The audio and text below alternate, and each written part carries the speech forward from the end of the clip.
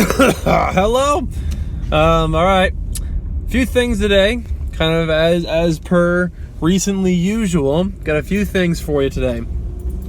No dilly-dallying though. We're gonna get right into it. Okay, first thing. Yesterday at the gym, I saw this guy wearing a shirt that said six-pack ab. I guess it was six-pack coming soon. Six-pack abs coming soon. And I thought, while that is a little bit douchey, I actually liked it. And I liked it because, to me, it was a very clear. It kind of expressed to me that he was very clear on his goals, and that to me makes me believe that you'll achieve them. Right? If you know exactly where you're going, you'll probably get there. Because I think having a destination is crucial. I think you have to have a destination, and I know Tony Robbins talks about this, where if you don't know where you're going, you'll never get there. You'll just be wandering around aimlessly.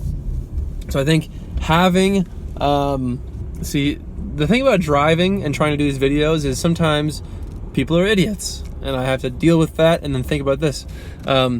So Tony Robbins talks about having a destination, and how you have to have a destination, because if you don't, then literally you're just wandering around aimlessly. When you know where you're going, though, and you have a set, clear goal, it becomes very achievable. When you know what you're focusing on, it appears. My mom was talking about wanting to potentially do this whole Africa trip with my dad and do this whole thing, and she was just talking about how, wow, it just flew off of a car. She was just talking about how when you start to focus on things, they just sort of show up. Like, it's crazy. When you start to focus on traveling in Africa and whatever it is, they just appear in your life. It's pretty wild. And I've experienced this several times in different little categories in my life. But it's very true. The things that you focus on appear in your life. And so while, yes, the shirt's douchey a little bit, I think that essentially it's giving that guy a goal, a clear purpose. His goal is to get six-pack abs. And so what's he doing? He's working out. I don't know what he's eating like, what his diet is like, but I do know that he's working out at the gym, and he's working towards what his shirt says, six-pack coming soon. So to me, that was kind of douchey / cool, but mostly it was just like he's got clear goals. He wants six-pack abs, and he's broadcasting that to whoever sees him, including himself. So that was kind of cool. That was the first point. Next thing I have was routine versus rut. And so there was kind of this fine line that I was thinking about recently, where humans are innately really good at making a routine out of something.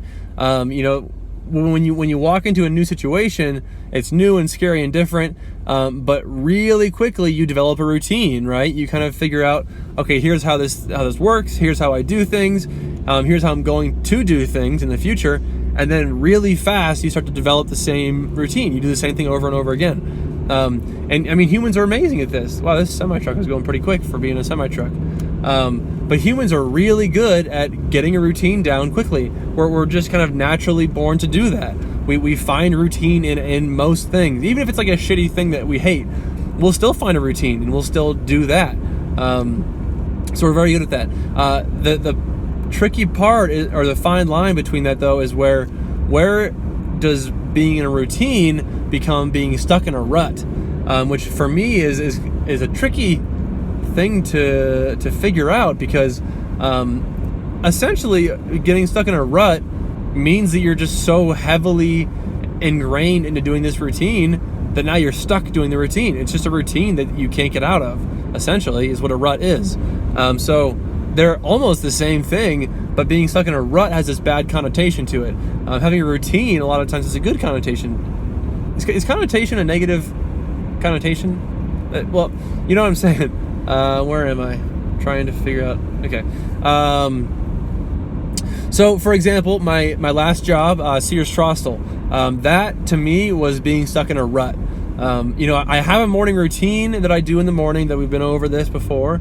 So I have a full routine that I do, and that to me is more of a routine. I don't even really necessarily know why. I just kind of feel better about it, and it's a positive thing, whereas being stuck in a rut is a negative thing. And what I mean by that is, so anyway, where I was going with that was my last job.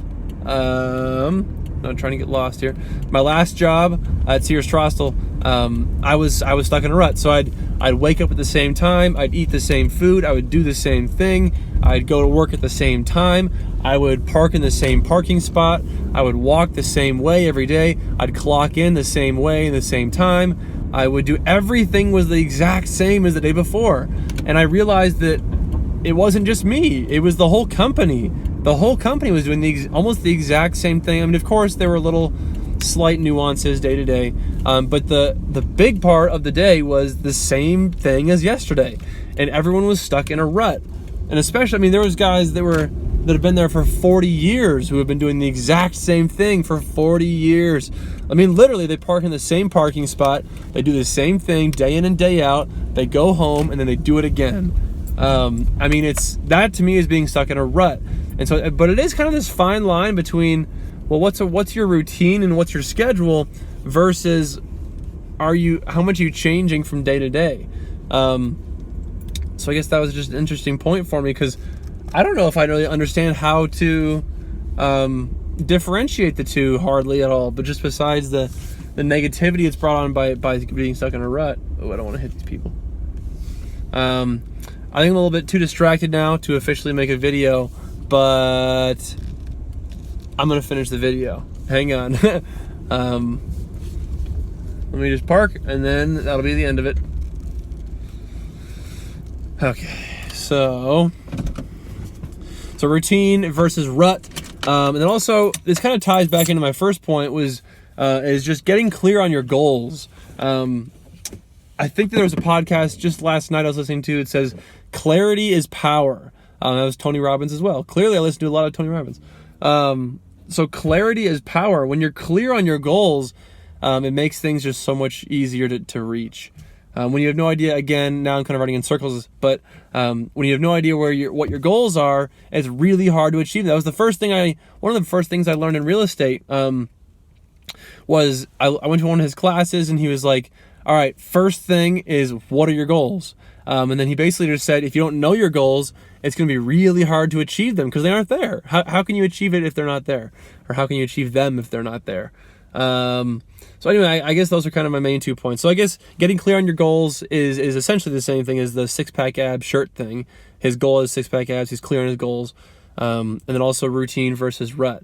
Because I think that humans also thrive off of dynamic change, right? When they're in a new situation and they're forced to think, and things are crazy and different and new and a little bit scary, I think that people thrive. That's how we survive to get to where we are now. So while yes, a routine has its ups and downs, it's got its benefits. I also think that forcing yourself to step out of your comfort zone and see new things and discover change and be dynamic is also crucial. That's where I thrive. I thrive in places where I haven't been there before. I feel new. I feel different. I feel kind of scared. I thrive when I'm not in a routine. When I'm in a routine, I quickly get stuck in a rut.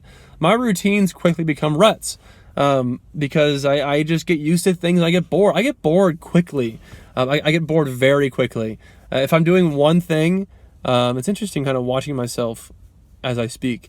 But if I'm doing one thing as a brand new thing, and I do that just a few times, I'm like already sick of it. Like, okay, I figured it out. Moving on. Give me something new. And so anyway, I think humans are good when things are dynamic and changing and a little bit scary. Okay, I think that's all I have to say. Roger out.